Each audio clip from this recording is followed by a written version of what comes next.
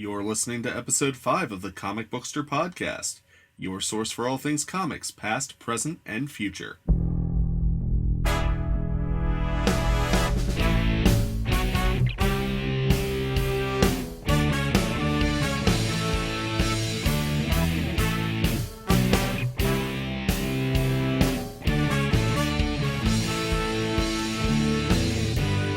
Dragged from what could be any comic shop in the United States to host this incredibly nerdy podcast are some of the most enthusiastic comic book readers ever assembled. They are the Comic Booksters, dedicated to discussing news, speculation, and recommendations for all comic buyers.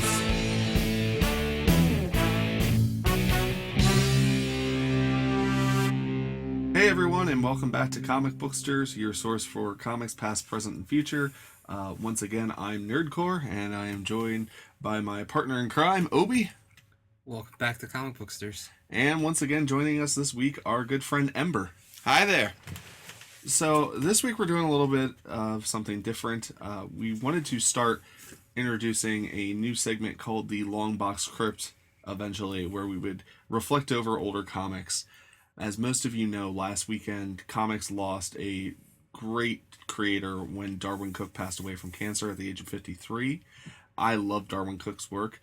Sadly, I was never able to meet Darwyn while he was alive. He was present at a couple of conventions I went to, but for whatever reason, I never took the opportunity to actually meet him. I'm kind of regretting that at this point now, but he did some fantastic work with The Spirit and Catwoman. His run on the Parker graphic novels, I believe he did 4 of those, were excellent.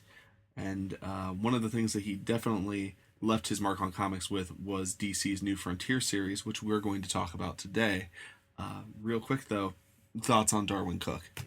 Good. I mean, I fell in love with Darwyn Cooke because of the really unique style that he brought to everything I ever saw associated with him.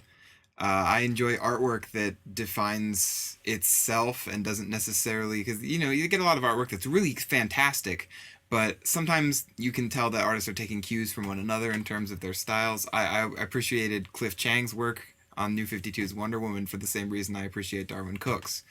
It was just a really great style that stands out, looks good, and creates the kind of universe that doesn't need necessarily splash action pages and deep inking dark styles to define itself. So that was really what stands out when I think of Darwyn Cooke for me. What always amazed me about Darwyn Cooke is the fact that, especially, his writing was solid, but his artwork, he could always get a point across with as few lines as possible, in my opinion, which, a lot of artists today, I feel like they're adding a lot of unnecessary lines to their work, but Darwyn got away with things that were just utterly simplistic, and not just in comics. He was also a storyboard artist on Batman the Animated Series and Superman the Animated Series. And he directed the Batman Beyond intro.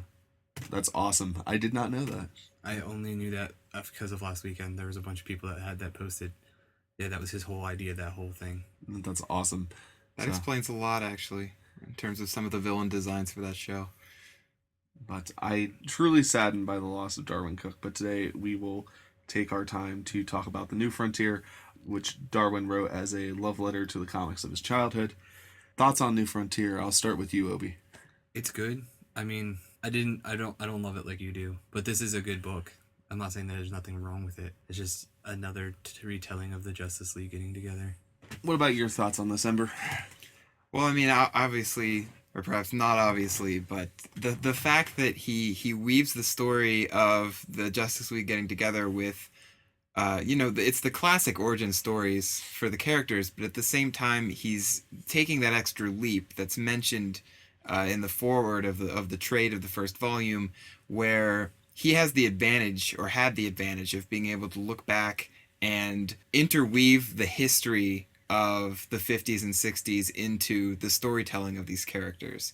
And the history, especially the American history, he really, I think, adds a level of impact to the origins of these characters by weaving in that history. So it's the entire idea of it's after World War II and this golden age is wearing off, and there's an idea of where is America heading that he then turns into where are superheroes heading. and what ultimately is the new frontier and how is it going to be handled. And for me, it was really the intertwining of those two things that really make the new frontier for me, because he addresses, historical issues like the Eisenhower presidency, the Cold War, the loss of innocence, one could say, with the JSA disbanding, new heroes trying to find a place when people are suspicious of vigilantism and communist infiltration. And then you have Superman and Wonder Woman, who are the holdovers from the Golden Age, who are still operating and internally questioning as characters their values as they approach the new frontier. So for me, it was that intertwining that really makes this story. Definitely. And what's so great about that is the fact that, you weren't able to address themes like this back when Golden Age and Silver Age comics were being published because of things like the Comics Code and the Seduction of the Innocent book, having brought those under a microscope, and they were just sanitized. So being able to actually put those characters into the context now of when they were created is just excellent fare. Real quick, I suppose this is probably a point where if we go much further, we'll probably end up spoiling some stuff. So spoilers from here on out. If you haven't read New Frontier, go out and pick it up. I mean, if you or seen the animated DC animated universe movie, yeah, because they did make one of those. So if you haven't seen or read anything about New Frontier yet, I recommend indulge yourself and then come back and finish up. But we're going forward with full spoilers from here on out. So anything we talk about, it's not on us, it's on you. and the book is 13 years old. Also true. But I hadn't read the second volume until relatively recently anyway, so it's always good to avoid spoilers if you can. I want to go back to what you said earlier, Obi, which was it was just another retelling of the Justice League's origin. Yeah. So how about we talk about why you qualify it as just that? That's just what I got from it.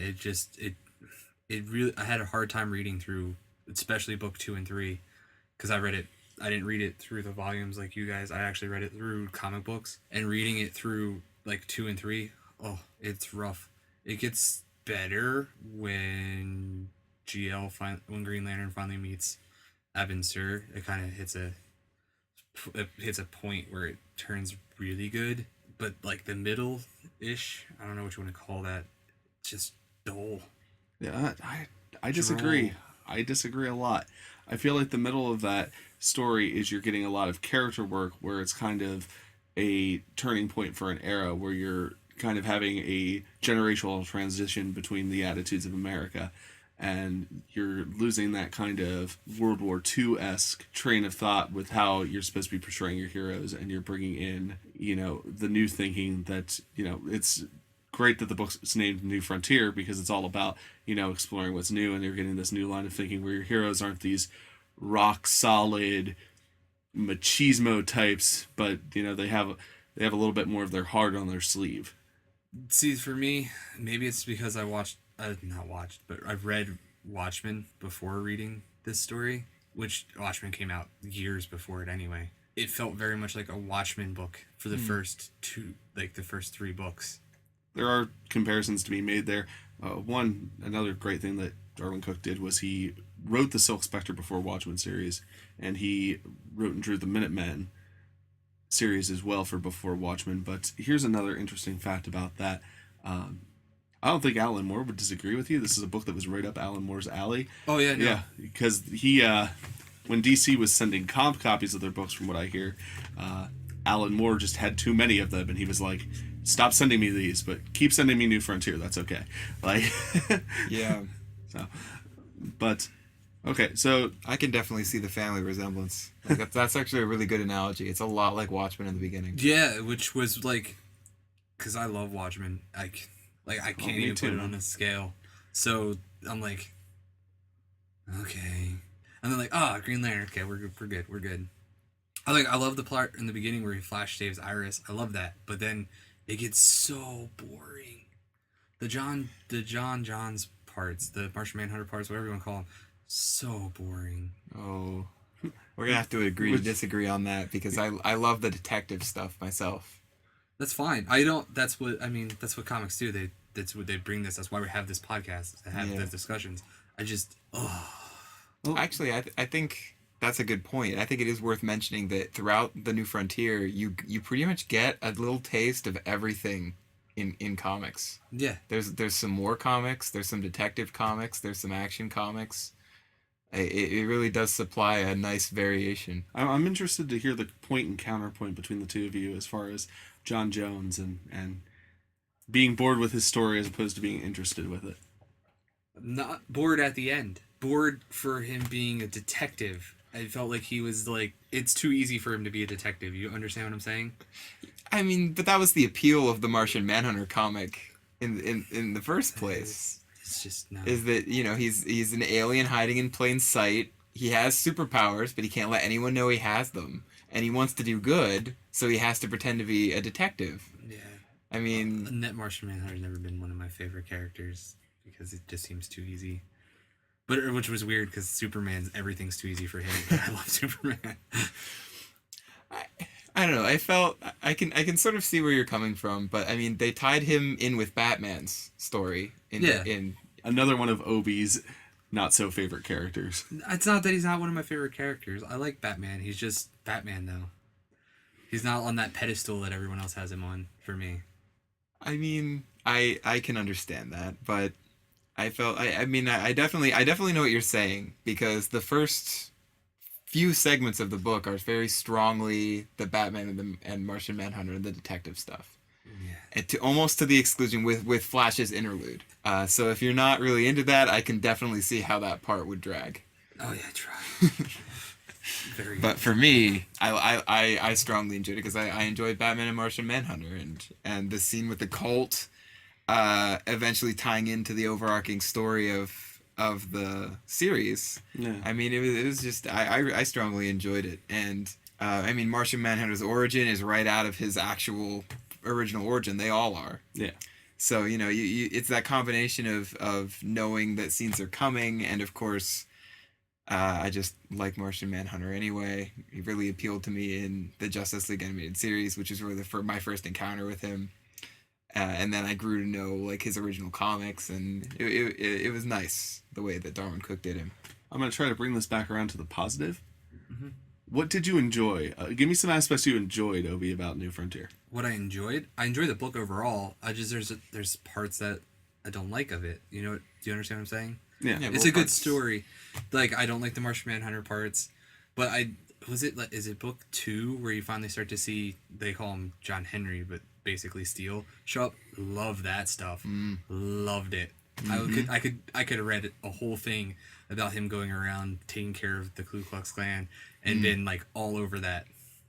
Yeah, and I mean, that's a very tragic story too, because as we know, he ends up, dying and horribly. Yeah, I agree. That was some intense stuff. Yeah. And doing the folk song the whole time. Yeah. Yeah, no, that was good. It brings me back. Did you read Action Comics when the New 52 launched, right? Yeah. In the back of Action Comics number 1, 2, and 3, I think they did that. They did that as the thing for Steel, if I remember correctly. They did the John Henry, and they had the song weaved into it through the first 3 issues. I don't remember. I'd have to reread the issues to double check, but it wouldn't surprise me. If it was either Action or like Superman. It was in that It was in those line of books. I would assume it was an Action because I know he was definitely a supporting character in the main storyline of Action, but because I had to explain to the wife who John Henry was, which was weird because I didn't know any adult in the United States of America could live to be almost 30 years old and not know who John Henry was. That's a good point. He was a steel driving man. I mean, that's that really bothered me. So the John Henry stuff we liked. How do we like how things like the space race were framed as far as the story is concerned? It's a major plot point, obviously, because this is around the time that the Russians launched Sputnik. Everyone's trying to put a man on the moon. This covert operation that they have Hal Jordan involved in with Rick Flag and Ferris Aircraft is looking to go to Mars because someone found out that Jean is walking among us. I mean, that storyline kind of peters out, though. It does. I agree with you. It does.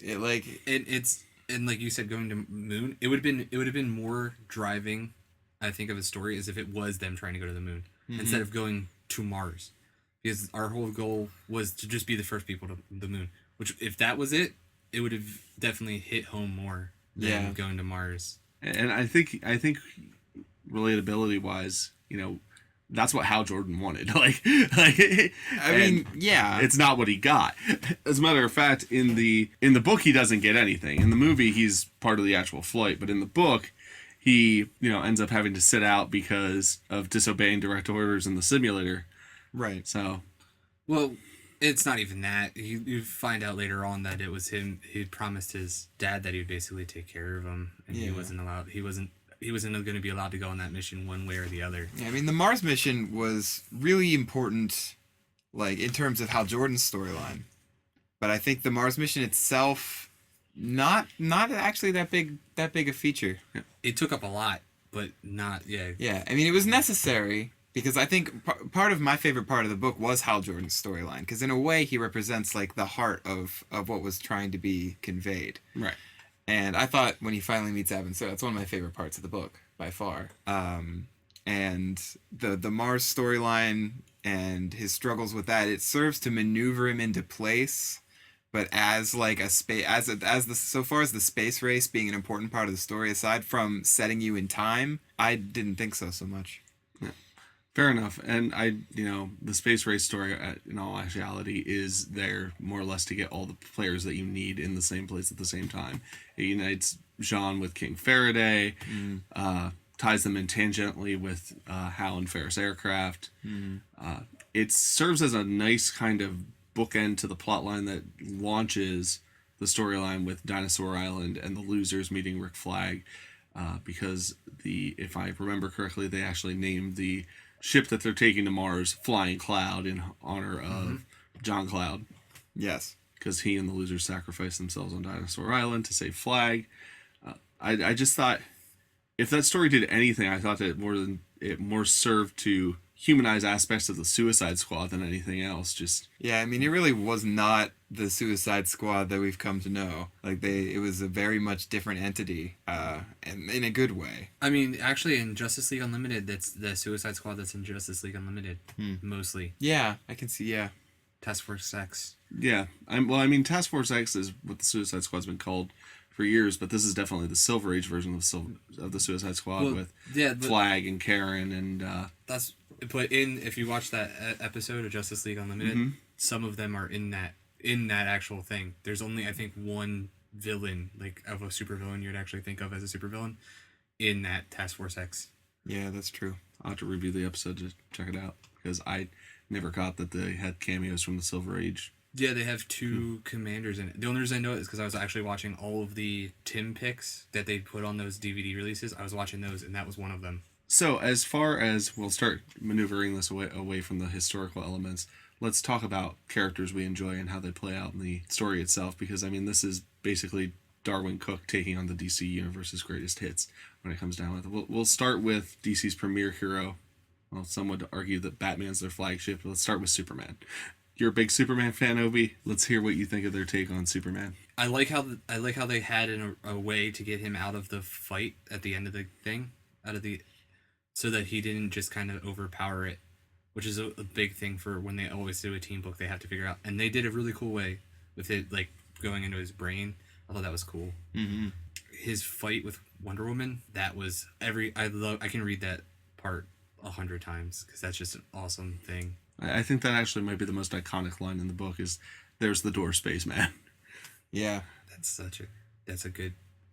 because he just doesn't understand that thinking, because it's way outside of Superman's box. Way outside of Superman's box. But I feel like there's so many other ones that get showcased. I feel like he gets, not Aquaman doesn't get that much play in there. No, either. hardly. But for him being like what part of the Holy Trinity, if you want to call it that, he probably has the least amount of time. And to be honest, Batman doesn't have a lot of time either in this book. Wonder Woman has the most of the three, which is fine because she actually makes sense. I don't even think that. I think, honestly, the Trinity each got an equal amount of time, and all of it was less compared to the Flash and Green Lantern and Martian Manhunter. Well, I think Flash is low also. He's definitely one of the focus characters, though. Because towards the end. Yeah, but he's there throughout. He's I feel like this book is more or less a Green Lantern, Flash, and Martian Manhunter story at heart, and that's because those are the primary characters who were introduced in that time period, and they kind of represent the whole changeover from the Golden Age to the Silver Age, as far as moving away from the type of hero that was prevalent with one generation and moving into the next. Yeah, I think really when you come down to it, it's actually remarkably evenly spaced among the characters. Minus Green Lantern. Minus Green Lantern, he was quite prominent. Yeah, Hal, I think, is the focal point.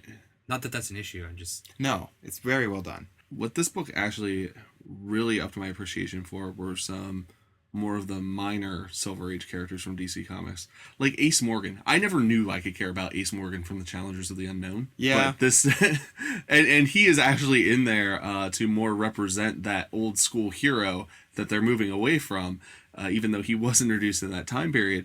But I would have never given Ace Morgan a second thought, and Cooke did it. Like I was very invested in that character the entire time. I also very much enjoyed the fact that in John's parts, the person that he kind of bounces all of his dialogue off of is Slam Bradley, which Cooke visited during the Catwoman run that he did with Ed Brubaker as well. And having watched the commentary on the New Frontier movie that he was doing, he admitted that Slam Bradley is one of his favorite characters. So I'm sure that part of the fact that I enjoy him so much is that Darwyn enjoyed him so much, and he really conveyed that to me. Yeah, certainly. And in a way, even Martian Manhunter's not very well known, like, in comics. He's not exactly like a big seller for DC, so the fact that so much focus was put on him in the book is interesting in itself. He's carried a couple solo series, though, and he's always been the heart and soul of the Justice League, at least up until the New 52. Yeah. So, I mean, if you were ever going to read Martian Manhunter, it would have been in a Justice League title, which is always, well, not always, but mostly towards the top of the list. Yeah. So, we'll move on. We talked about Superman. Like I said, Batman's not in this story very much. When he is, he's doing the detective-like work. We do get a little bit of Robin in here, which the timeline has him pushed back to coming in the late 50s, early 60s. I did really enjoy the interplay between Superman and Batman, because it sounds like something they do where Superman is the inside man and Batman's on the outside running interference. I really like that. Or vice versa, because with Superman inside the system, he can run interference for Batman to do what he needs to do as well. Yeah, that was actually a really great moment in the book, because you get the very early on the news article that Superman tried to take out Batman and they fought, and Batman warded him off somehow and escaped capture. So you get this adversarial tone throughout most of the book, and then in that scene you find out that it was their collaboration the entire time. And then at the same time, it's Batman in a new costume, and he has Robin, so it's symbolic of the change that occurs. I really enjoy that scene. And let's talk about Wonder Woman. We touched on her briefly. Absolutely. But you're a huge you're a huge Wonder Woman fan, Ember. So your thoughts on Wonder Woman and her role to play in this book?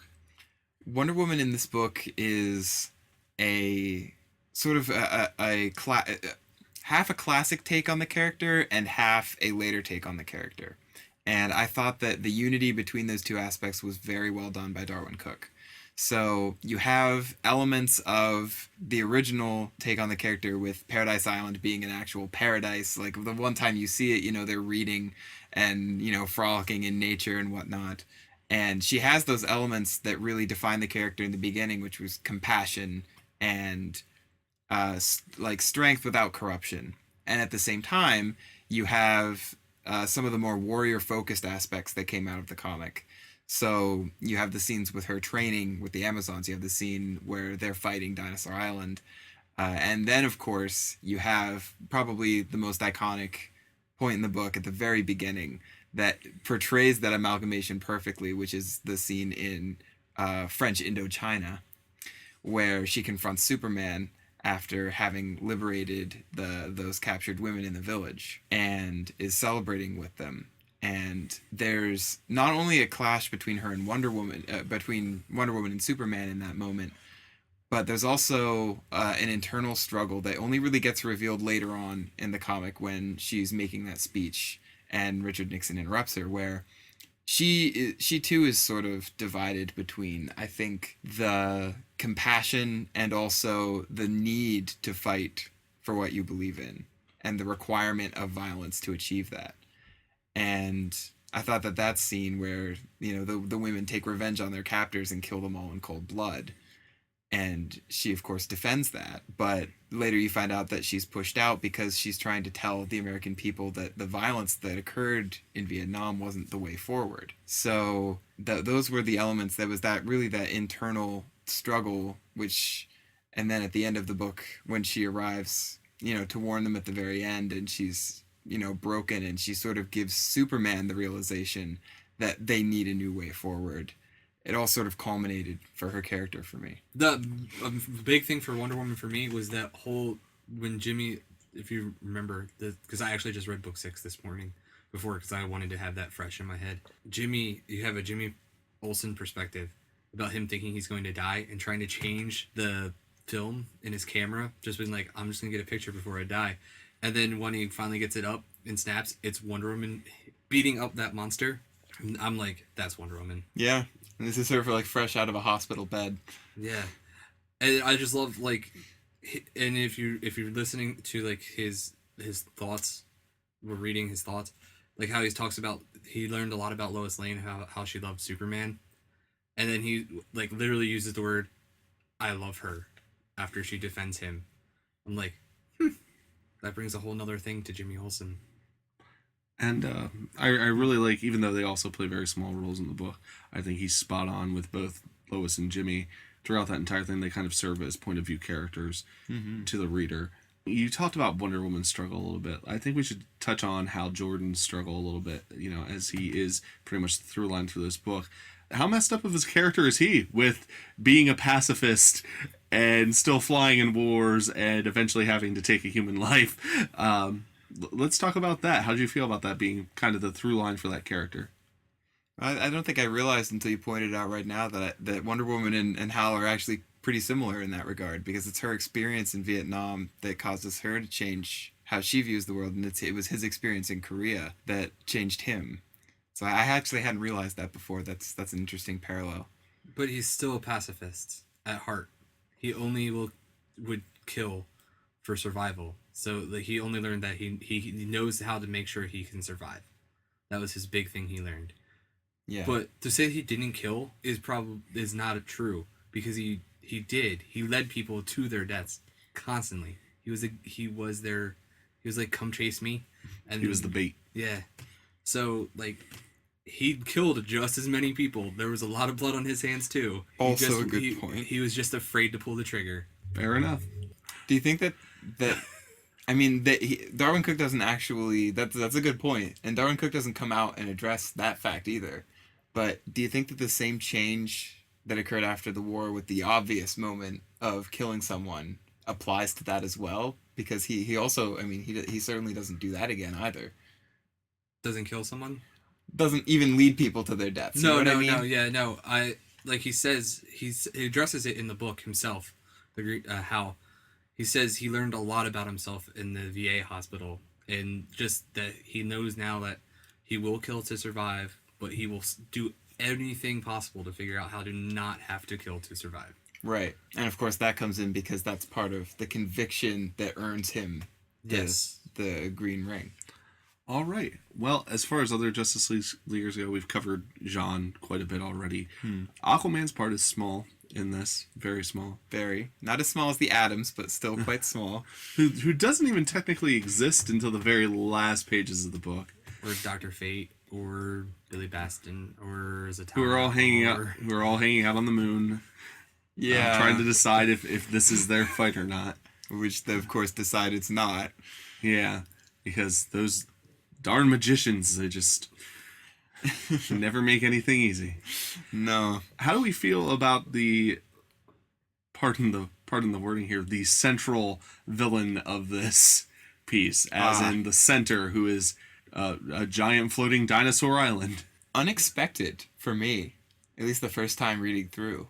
Because of the fact that he was trying to tell a love story of his, like, that time of comics, basically. It wasn't that far out of time period for that, because that was what they did. They did, like, Tales to Astonish and all that stuff. So yeah. It wasn't that far out of it. But, yeah, for that, instead of picking, like, an obvious Justice League villain that shows up at the end, Yes. I mean, we've already warned about spoilers. So, but using Starro as an epilogue, I mean, you kind of expect, something like Starro or Darkseid or something, anything like that. And instead, it's totally original. This terrifying floating island thing, whatever it is. Which I think is more of an homage to 50s science fiction movies than anything else. Right. Oh, yeah. Exactly. Yeah. Oh, yeah.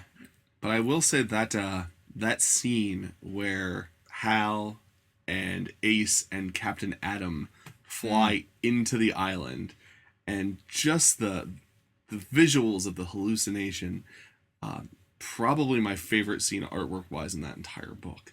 Yeah. So it's trippy. It's amazingly trippy, but the art coupled with the conviction of those characters, I find to have been a truly amazing sequence. Yeah.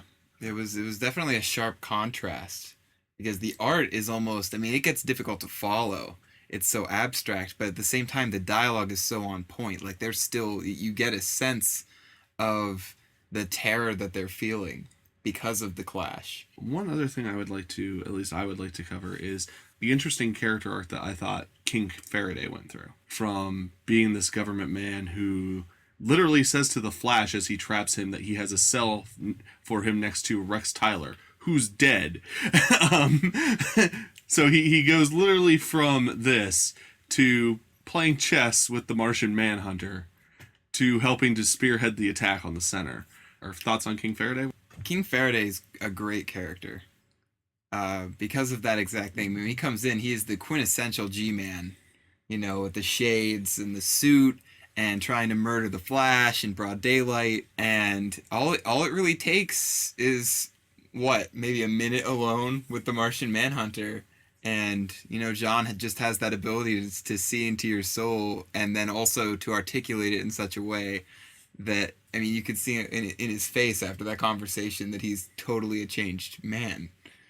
And I think the reason for that is that the revelation is that he knows or believes strongly that he's doing the right thing. So he doesn't really change that much. It's almost like he just gets less paranoid about it. Yeah, he finds a different reason to justify his actions. And I really think it's fascinating that Jean has that effect on people, that he, not only does he have the ability to see into the minds of, other characters, but then he is able to convey those thoughts that actually allow characters to see themselves in a different light.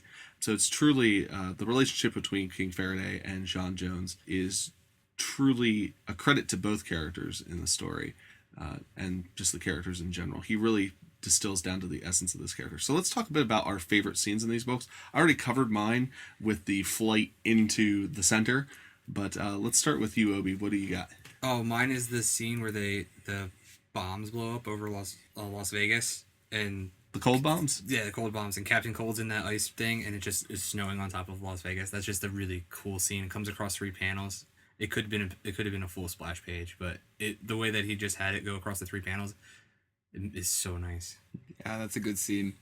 I guess the 2 that really stand out for me is when Green Lantern finally gets the ring. I mean, that's really a turning point. Oh, yeah. Strongly enjoy it. Another one of my favorite scenes is that. And then, the quintessential scene, the confrontation between Wonder Woman and Superman. And then, because we didn't really talk about it a lot, but I gotta say, when Aquaman appears for the maybe 3 total pages of the book, I'm a huge Aquaman fan, but it's also a really great introduction for the character in New Frontier, when he comes out of the ocean with Superman's unconscious body. It sort of represents, it really, because it's the segue into the epilogue, really. Yeah. And so it represents everything that's going to come in the future. So I strongly enjoyed that. A little note about this scene that I've always found humorous when watching the animated adaptation that DC and Warner Brothers did was just, I don't know who they got to voice act Aquaman, but they bring him out of there, and just the tone that he says his line, I always expect him to follow up with, "This one has been asking for a woman named Lois for hours. Please take him away from me."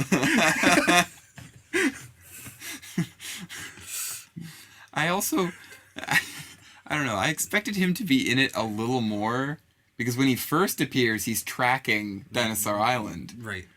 and then the only thing that they say about him in the fight is that someone makes the offhanded remark that the tidal waves that should be crashing into the United States are being mitigated by tons of fish, and I'm like, well, okay, that's fine, I guess, but that really speaks to who Aquaman is, isn't it? Because we don't, like, the general public at large, as comic fans, we know, but the general public at large kind of look as Aquaman as a joke, or they don't give him a second thought, when really what he's doing is probably the most important thing. That's actually a really good analogy. That's a good analogy, because at the same time, if he hadn't been there, then the East Coast would have been swamped. But I mean, no one really appreciates the work he does. He's the guardian of the ocean, 3/4 of the world. But no, that guy's a tool. So and only can talk to fish. So rude. All right. How about we give some final thoughts, and let's put a letter grade on New Frontier. The three of us, we'll each give our own letter grade. So Obi, I'm going to start with you. Final thoughts on New Frontier. Give it a grade. I give it a solid B. I can give the art like a solid A, but the story overall, just because it's another retelling, and parts of it get boring for me, a B. Ember? I give it a solid A. Because I disagree with the boring parts, as we discussed earlier.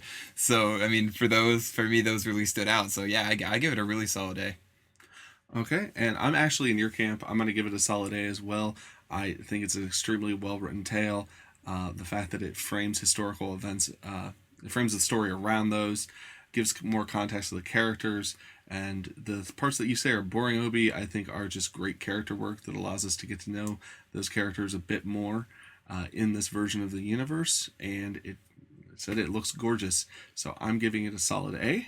So I'm always Mr. Negative, don't forget. Yeah, Buzz Killington, Obi the boy. Anyway. Yeah, we need that perspective. I'd like to take a moment here, as we said, the entire thought behind this was that Darwyn Cooke has passed away, and we wanted to reflect on some of his work. We would like to wish our condolences, give our thoughts and prayers to the family and friends of Darwyn Cooke. Go ahead and, if you're so inclined, make a donation to cancer research, so maybe we can finally take down this monster. But that'll wrap it up for this week's Comic Booksters podcast. We'll catch you all later. Read more books. Keep reading.